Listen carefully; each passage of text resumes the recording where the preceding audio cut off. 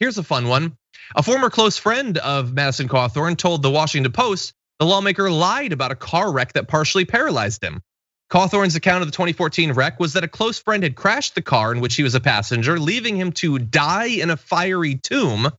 The friend told the newspaper in his first public comments about the crash that he pulled Cawthorn from the wreckage. Quote, it hurt very badly that he would say something as false as that. That's not at all what happened. I pulled him out of the car the second that I was able to get out of the car.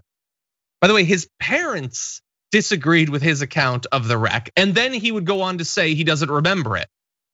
I would say that if you don't remember a traumatic experience like that, don't assert that another person left you to die. This is just another example. Go ahead, John. Well, no, you go first. We've got some more to add to that, but I just was going to say this is another example of him gaslighting. The same as when he, was assaulting those women. Now he's the victim. Again, here someone was out there trying to help him, but he twists things in his mind because he's a narcissist and a sociopath apparently. I mean, he doesn't believe he's just making up his own reality. Yeah, so let's see. He claimed that he was declared dead after the wreck. He wasn't. The police report noted he was incapacitated, but it sounds cooler if you say that you were declared dead, I guess. He also said that he was preparing before the crash to start studies at the US Naval Academy, a boast that he made a campaign ad about. But then they had to admit that he had actually been rejected by the Naval Academy before the crash. Because why not lie about every aspect of this if it helps your political career? He also, by the way, go ahead. What else did he do? He lied for a really long time about the fact that he was supposedly training to compete in the Paralympic Games.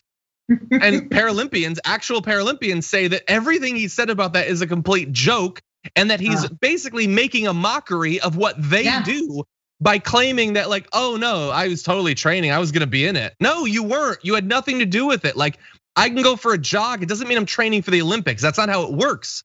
Because the Olympics are serious. You know what else is serious?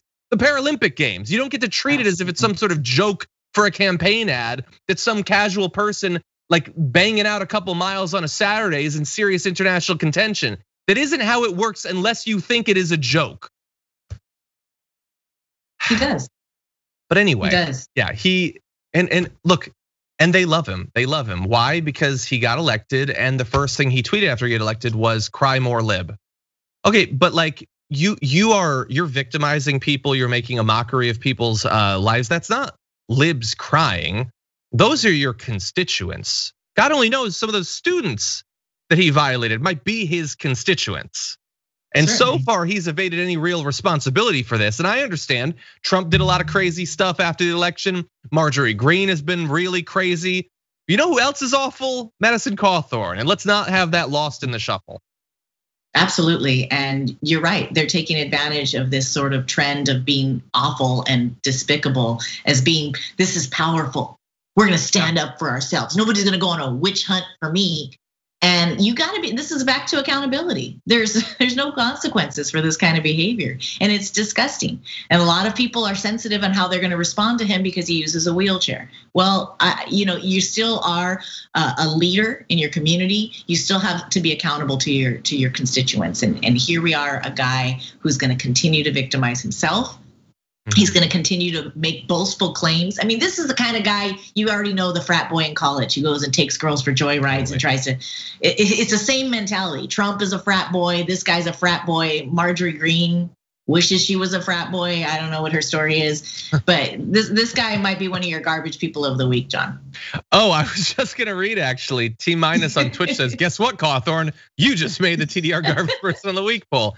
Yeah, you did. I agree. I mean, yeah. The thing that's gonna require a little bit of thought though is for our producer, for which of these things do you put him on the list? Because he also is quoted as he was in a car ride, and multiple people in the car ride said he loudly started a conversation about which race of girls gives the best blowjobs. And it wasn't a rhetorical question, and he wasn't really curious what other people's opinion was. He just started listing the order he thought were best at it. So just to give you an idea of the sort of person that this actually is. That's and disgusting. I'm sure, yes, we will be talking more about him because if you're a left politician, like you're an AOC, you might go in and let's say that you wanted more attention. You would, for instance, propose the Green New Deal. you would work on legislation. For them, there's nothing like that. There is only, what is the awful thing you're going to say? What are you gonna do to get the spotlight back on you? And so that is the game right now that Marjorie Taylor Greene and Lauren Boebert and Madison Cawthorn are gonna be playing. They all want to be the shiniest, glitteriest a-hole in Congress. And so they're gonna be competing with each other in a race to the bottom. And it's gonna be really disgusting along the way. This comes back to the right really trying to mock being politically correct and evolving as a society and moving past some of the despicable things that we turned our heads to, before. This is another example of them wanting to go back to the good old days where you could just slap a waitress on the butt or do whatever you want. And there's no consequences. This is what they want to go back to. And it's really shocking that a lot of women are going up to bat for these kinds of men. Because guess what, ladies? You're gonna get the short end of the stick. And I'm talking about you, Crawford. We know it's the short end of the stick. Also going on the garbage people of the week list. I couldn't help it.